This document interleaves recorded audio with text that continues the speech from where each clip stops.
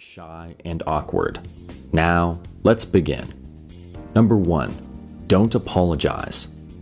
Whether you're reserved, timid, or just painfully awkward, the first thing you need to know is that there is nothing wrong with you. I can't tell you how often I've heard quiet people apologizing or making excuses for their own shyness. They end up feeling so guilty about missing chances to get out of their comfort zone that they drive themselves crazy. Each time they miss out on one of these opportunities, the pressure and fear begins to build until, eventually, things that only seemed a little bit uncomfortable will cause them so much anxiety that they can't do them at all. It might feel like you're the only one in the room who's struggling with this intense pressure, but you couldn't be more wrong. In fact, nearly everyone struggles with these same anxieties at some point. But with enough practice, they learn how to avoid letting them affect their behavior. It is true that some people struggle more than others, but having social anxiety doesn't make you any worse than anyone else. You have nothing to apologize for and nothing to feel guilty about, because at the end of the day, the only person you're affecting is you. Number 2, avoid definitions. When you've struggled with social anxiety or awkwardness for long enough, you've probably started labeling yourself as a shy person. You might have even told someone, "I'm just like that," or "I can't help it." But most of the time, neither of these things are true. Imagine you decide to go to a concert to meet new people, thinking you'll make some friends with similar interests. After the concert ends, you're standing in line to get some food when you hear a couple guys behind you talking about how much they liked the band. You know everything there is to know about this band, so you could easily jump into the conversation at any moment, but you never actually open your mouth. The next day, you meet up with an old friend and you don't hesitate to tell them everything about the concert and the missed opportunity at the end. You rant for 20 minutes about all the cool things you could have said to those guys until your friend asks, "Why didn't you just go for it?" And you respond, "I don't know, I guess I'm just a shy person." If you were actually a shy person, would you have instantly come alive when talking to your friend? My point is that you shouldn't use words like shy or awkward to sum up your entire personality, because there are plenty of times when you're the exact opposite. Around your family, for example, you might be talkative, energetic, and goofy, despite struggling to say 2 words when you're out in public. When you label yourself as shy like that, you're pigeonholing your entire personality. So next time you run into this situation, say, "I was just being awkward yesterday." By changing your phrasing, you can avoid living up to any of the negative expectations you create for yourself. Number 3, focus on them. When you're trying to summon the courage to step outside your comfort zone, what kind of things are you thinking about? Are you searching for an entertaining story to tell, or maybe a talent to show off? You might think the best way to be outgoing is to prove you're worth looking at and listening to, but is that actually how we connect with people? Even if you did impress everyone in the room, what would you actually gain from that? The truth is that you might be looking at these social interactions all wrong. Instead of investing so much energy into making people like you, you should be focusing on how you can show others that you like them. Don't make the mistake of thinking you have to step into the spotlight to escape your shyness. People generally love to talk about themselves, so you can and should use that to your advantage. If you laugh at their jokes and ask a lot of questions, you'll make a great first impression without having to become the center of attention. Avoid comparisons. While making comparisons is generally unhealthy no matter what you're trying to improve on, it's especially detrimental for people who struggle to come out of their shell. Comparing yourself to someone who is more extroverted or less socially awkward can lead to unnecessary stress, anxiety, and, most importantly, low self-esteem. For many people who struggle with shyness, low self-esteem is one of the biggest reasons why they have trouble interacting with others. It cripples your confidence, causes self-doubt, and stops you from ever coming out of your comfort zone.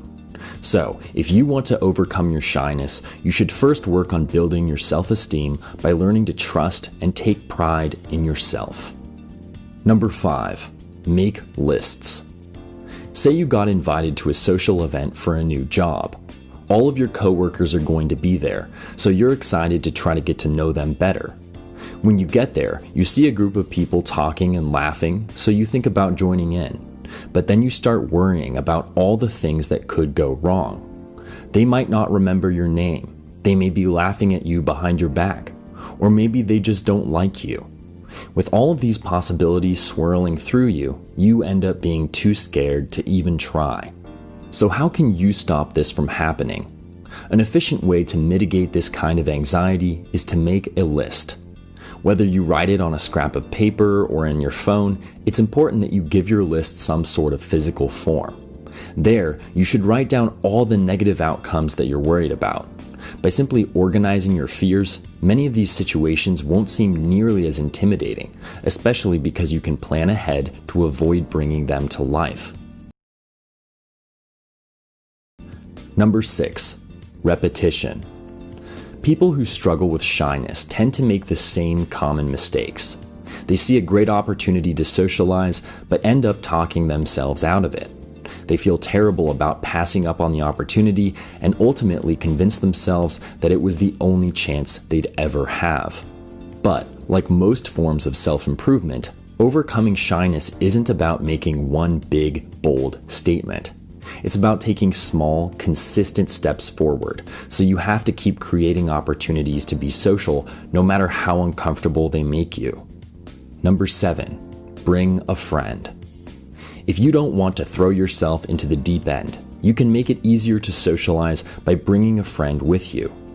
Even if they're standing on the other side of the room, simply seeing a familiar face can ease your nerves and motivate you to keep pushing. If your friend is more outgoing than you are, you can also use them to work your way into conversations. Once they've started talking to someone, use your friend as an excuse to join in. Eventually, your friend might get a drink or go to the bathroom, giving you the opportunity to try to lead the conversation.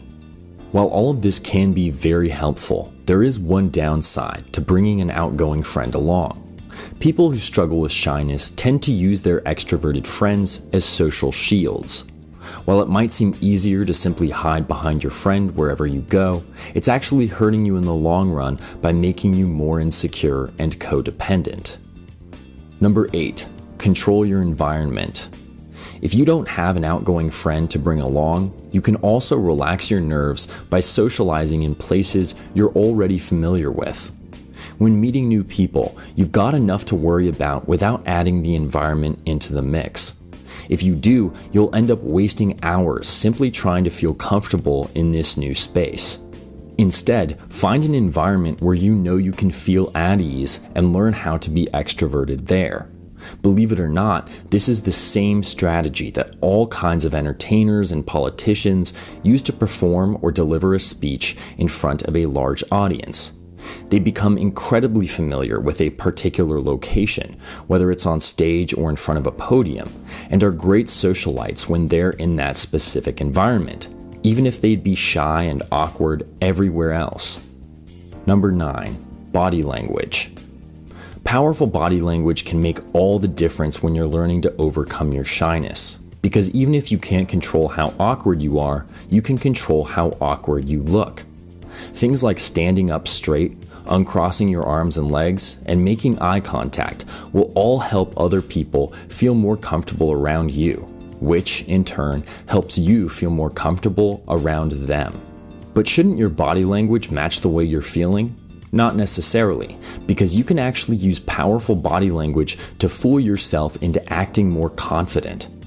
When you look approachable and secure, other people will treat you that way, so your behavior will naturally rise to meet their expectations. Number 10.